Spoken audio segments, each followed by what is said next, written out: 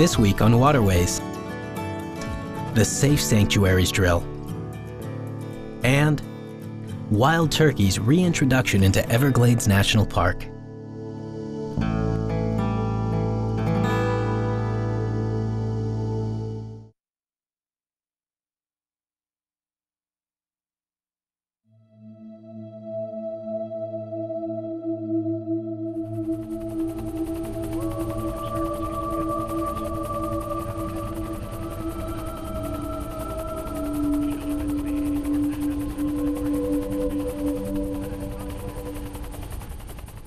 Late last night, the commercial vessel Portsmouth Trader ran aground, spilling 65,000 gallons of petrol while en route off the Florida Keys. As we speak, department heads from every government resource available have gathered their troops for what might be the most devastating environmental disaster to ever strike our nation's only barrier reef. Our country pauses, speechless.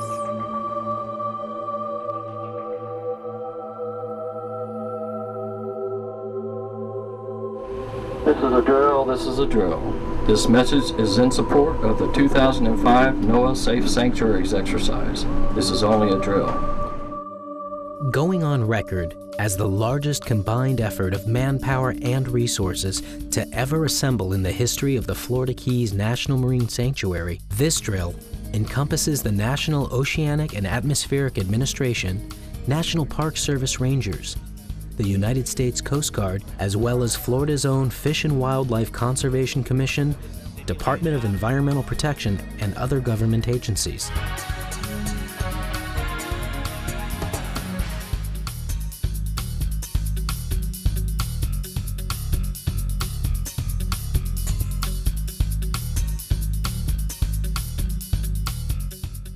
In order to simulate the spill, NOAA has devised a method of releasing drift cards, a biodegradable card displaying the contact information of the headquarters unit set up in Marathon.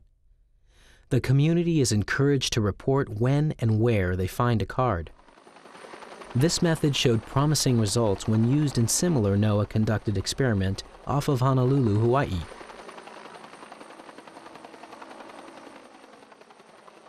NOAA hopes to employ the worst-case scenario of a marine vessel grounding to exercise certain improvements to the incident response program. Now with the technology that's now available, NOAA has some tremendous technology that we're applying to this incident, to this drill. And there are things that I couldn't have dreamed of 10 years ago that we're now able to do. From real-time weather forecasting to interactive maps that show everything from what has been living, growing, and washed ashore, each agency has the resources necessary to assess the situation and respond accordingly. The satellite dish and the laptop are part of the equipment that we use as incident meteorologists to gather our data from remote locations. The satellite dish can transmit and receive requests for data. We use the FXNet program to get all our meteorological data, which is very similar to the AWIPS program that's used in every National Weather Service office. So we can basically simulate an AWIPS workstation out in the field. Now, weather, as we know, can change very quickly, and every little bit of change, from whether winds decrease or increase, the change in expected sea heights, it's very important because the response may last many hours or even days.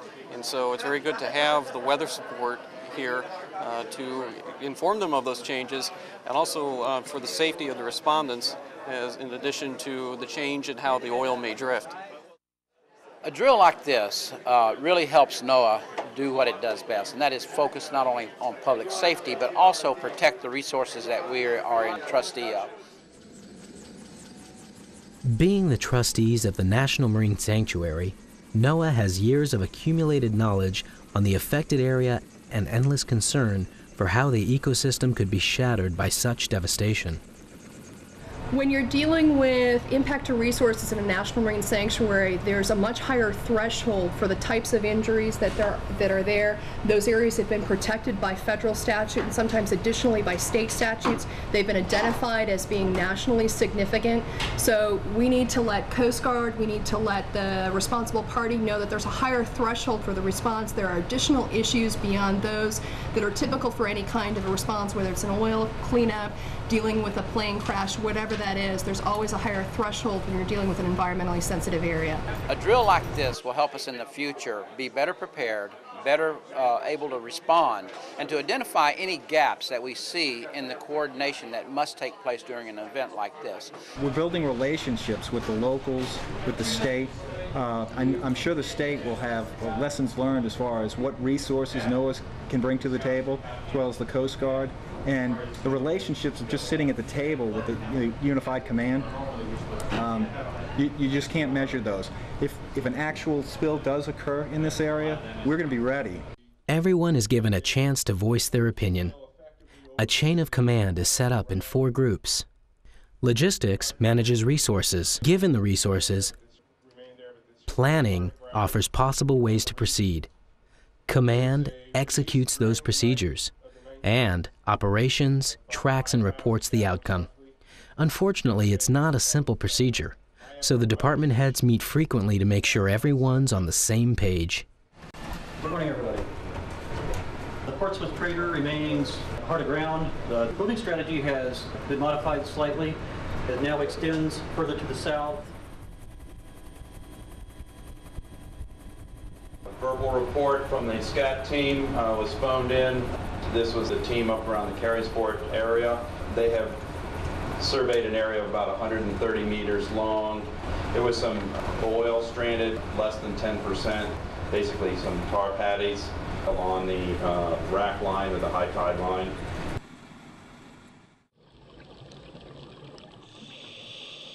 While most are concerned about the coral reefs and the natural resources that surround the mock spill, some are concerned about how the oil might affect cultural resources. Storage ship, right? So we know there's a wooden vessel submerged underwater. We don't know its name. We don't know its date. We just know it's there. You know, we have the bare bones. We have the ribs of a ship. If oil penetrates that wood, then we lose out on the ability to radiocarbon date that wreck to find out how old she is, which may point to the identification of that ship. At this point, the oil seems to be the focus of the damage, but so much more is at stake. The area of coral reef now under the vessel will be ground into a barren wasteland that will not fully recover in our lifetime. The crews chart the undamaged surroundings and marks a channel to prevent further damage while salvage efforts continue. For this task, NOAA pulls another trick from their sleeve. They tow a fish, technically referred to as the side scan sonar, which in turn tells them about the topography of the ocean floor. The purpose that we would be providing predominantly with that is to come in around an impact area and ascertain an approach channel that you could have ingress and egress of your salvage vessels to work on getting the ship out without running back over more reefs and tearing more stuff up. Yeah, well, I think what's important to understand is the scope of this exercise. I mean, we've got over 140 people involved. It's the largest exercise of its kind that NOAA's ever run. With such an incredible array of resources at hand, performing other drills, such as vessels in distress, is a valuable use of time. For this incident, Lieutenant Commander Stephen Beckwith is already on the spill site and is called into action for a simulated fire drill. After swiftly abandoning ship, he activates an EPIRB unit. We have just abandoned the vessel that was on fire. This is a drill, Safe Sanctuaries 2005. This is the 406 megahertz EPIRB, emergency position indicating radio beacon. It'll send a signal up to a satellite. A signal will be sent to the United States Coast Guard, and hopefully the Coast Guard will send out an aircraft or a vessel to save us. I'm going to go ahead and activate this test EPIRB. Very simple, you open it up and you pull the red handle up. Start. And now it'll send out our position. Okay, we got a deeper signal in the grounding site. Yeah, hey, Lieutenant Commander Bach here from Safe Sanctuary. How you doing? Yeah, hey, did you have a EPIRB show up on your system? Yeah, we just got a report from NOAA as well. Offshore Largo, in the city of to go out there and respond to it, find out what's going on. Yeah, this is Steve with the Safety Division. Just getting an update. You guys find that boat yet?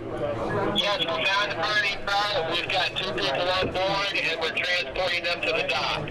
Okay, what's the situation with the boat? The Coast Guard's putting out the fire. Oh, so there's a fire on the boat? There was a fire on the boat. Coast Guard's putting out the fire. There were 2 people in the water. They're uninjured, and we've got them on board, and they're all safe.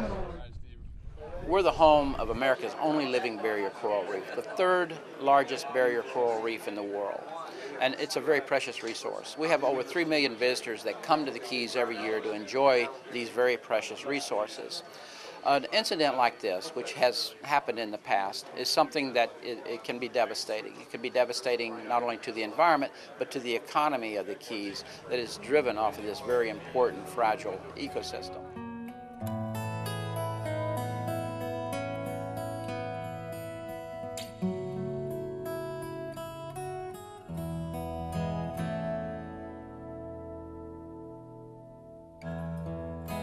Most people who are aware of their surroundings realize that they share a symbiotic relationship with the environment. The wealth of the Keys can't be measured in condominiums, resorts, or riches. With the support of federal agencies, local and state groups that strive to protect the reef have more resources and support. What we're hoping to see is that this drill will be repeated at some of the other sanctuaries in the future, and that with each drill we will improve our capability to respond, our capability to coordinate with our federal, state, local agencies, and being better stewards of the resources.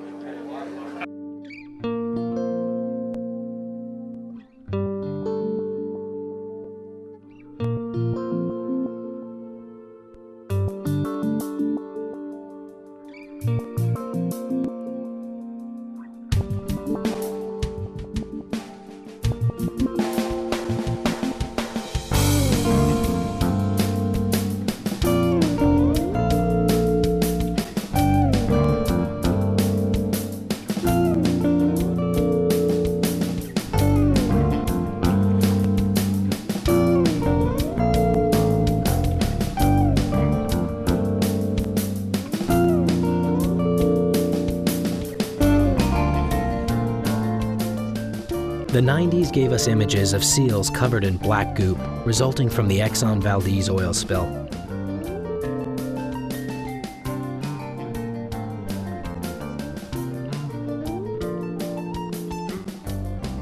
If the sea fans and butterfly fish of the Florida Keys ever suffer a similar fate, the reverberations would be felt for years. The abundance of fish and the gin-clear waters are not just a natural resource. It's an economic resource.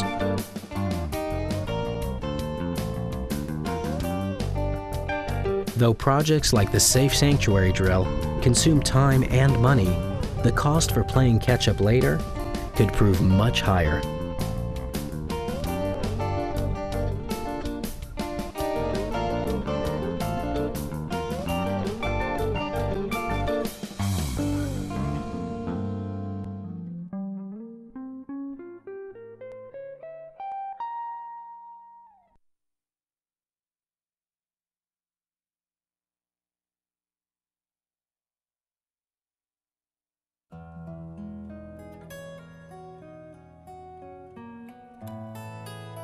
The Everglades, home to alligators, crocodiles, sharks, and turkeys?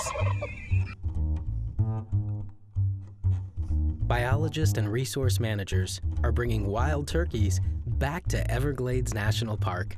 Historically, we know from records and other accounts that turkeys were in the Pine Rock Ridge and no reason to think that they weren't here in the park. And the last observation of a turkey that we know of, at least within the park records, was from 1975.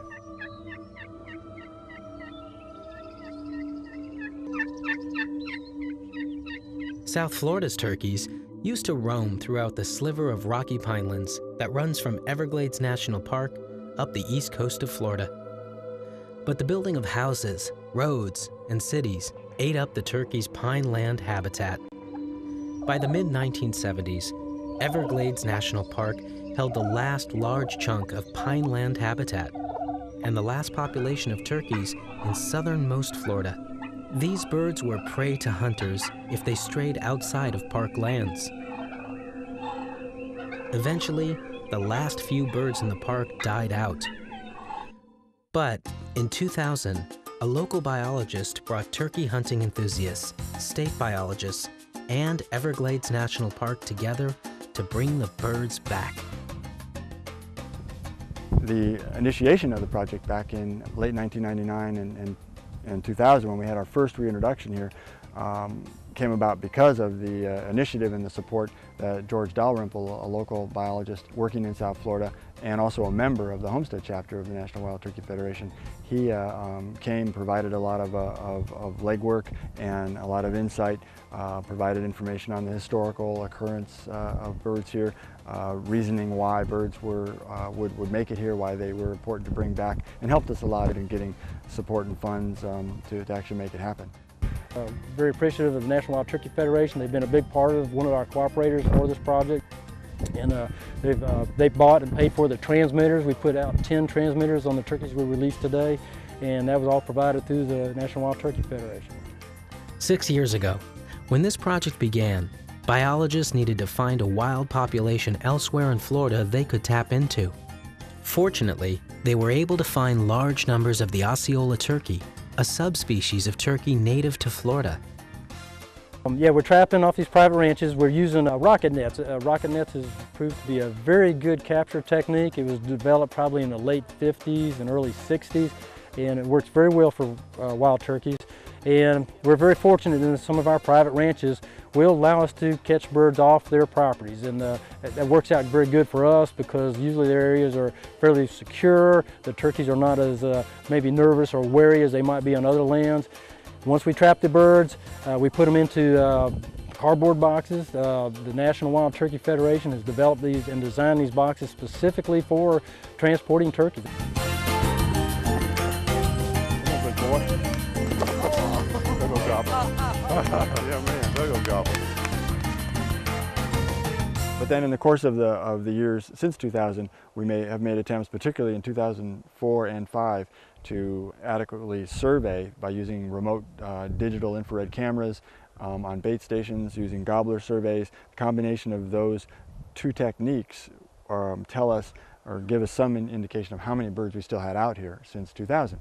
As a result of those surveys, both the camera surveys and the gobbling surveys, we figured out that we had maybe a minimum of 6 birds, 4 males and 1, maybe 2 females at the most. Not a lot, to be sure. Still kind of iffy being able to persist in the long run, which is the goal, to have a long-term viable population that can be self-sustaining. But encouraging, because one of the birds was a bird that was tagged and released in the original release in 2000, which made it about a 5-year-old bird, and that's pretty old for a turkey. That's pretty old for a turkey. All the other birds that we captured had no tags, meaning that they were reproduction. We had birds that since 2000 laid eggs and pulled off some kind of reproduction, and those birds survived. So we know that birds were able to survive long enough for 5 years, find the food, the resources that they need. We know that they were able to find mates and have young because of the untagged birds. So all those are good signs telling us that we probably can make it if we could just play the numbers game. It really is an issue of just having enough birds out there that they can overcome what any normal population would have as pressures of predation, disease, genetics, all that kind of thing. So you just need to really sort of flood the population as best you can, and so that's why one of the main reasons we want to have another release, why we're doing this now, is to give an extra boost, provide some more birds out there, more chances.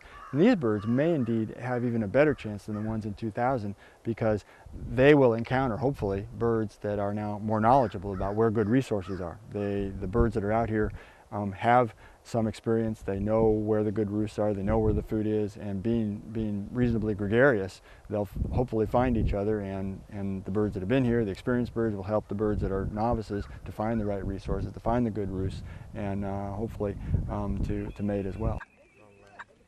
In addition to the gobbler surveys and the infrared cameras, some of the reintroduced turkeys are fitted with tiny tracking devices that look like little backpacks. The tracking radios will enable researchers to locate the new turkeys and find out where the best turkey habitat is, from the turkey's point of view. I'm from Eco Studies Institute. We're a private research organization based in Washington State and in Florida. And we are in charge of tracking 5 of these turkeys they just released today. They have little radios on them. And with this telemetry equipment we have here, we're going to get locations on them a few times a week and try to figure out where they're going here in the park, what kind of habitats they prefer. So right now we're in Long Pine Key, which is the last remnant of pine rockland habitat left in South Florida. It used to extend along the coastal ridge all the way through Miami, down from Fort Lauderdale, and then west into the park where we are now, but this is all that's left. So we'll be tracking these turkeys for about 2 months. We're going to come out a few days a week and get locations on each of the 5 individuals by triangulating. You go to a few different locations and you get a bearing to where the birds are, and that should give us a pretty good idea of where they're hanging out. Bringing back the turkeys is just one part of a larger project to restore the pinelands in Everglades National Park. We've got a project that is bringing back brown-headed nuthatches, which were absent from the pines for those same reasons, eastern bluebirds, and the wild turkey. So it's kind of a pineland bird restoration project. Bring back the pieces so that the jigsaw puzzle starts to look more like pinelands instead of sort of this fragmented look of that might be pinelands but might not. And so that's just one part of it. Getting the fire right, letting the trees get older, bringing back the species that were extirpated.